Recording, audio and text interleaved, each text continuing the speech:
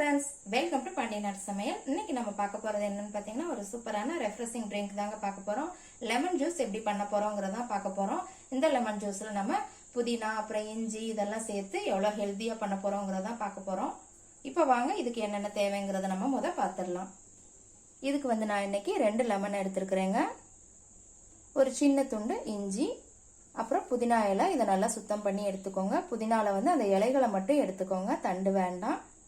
ஒரு பிஞ்ச் அளவு salt, sugar உங்களுக்கு தேவையான அளவு எடுத்துக்கோங்க. நான் ஒரு 5 டேபிள் ஸ்பூன் எடுத்துக்கிறேங்க. இப்போ ஒரு மிக்ஸி ஜார் எடுத்துக்கோங்க. இப்போ நம்ம லெமனை அதுல பிழிஞ்சு விட்டுறலாம்.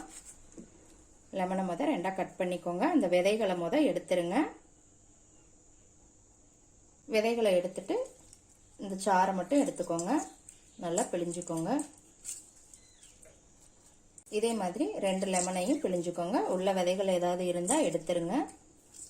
இப்போ நான் 2 லெமனையும் பிழிஞ்சுக்கிட்டேங்க, விதையெல்லாம் நீக்கிட்டு.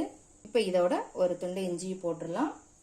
அப்புறம் நம்ம சுத்தம் பண்ணி வச்ச புதினா இலையும் சேர்த்துடலாம்.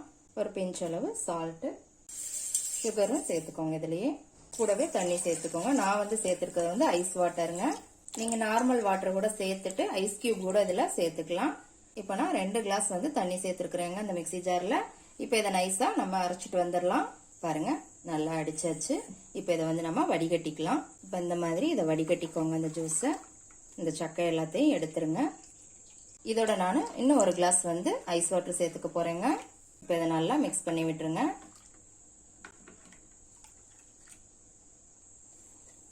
இப்போ ஒரு கிளாஸ்ல மாத்திரலாம் நம்ம.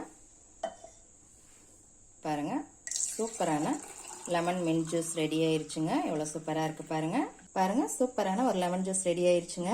எப்படி இருக்குன்னு கண்டிப்பா ட்ரை பண்ணி பாருங்க. இந்த மாதிரி டிஃபரெண்ட் ஸ்டைல்ல ஒரு டைமாவது லெமன் ஜூஸ் செஞ்சு பாருங்க, கண்டிப்பா பிடிக்கும். இது உடம்புக்கும் ரொம்ப ஹெல்திங்க.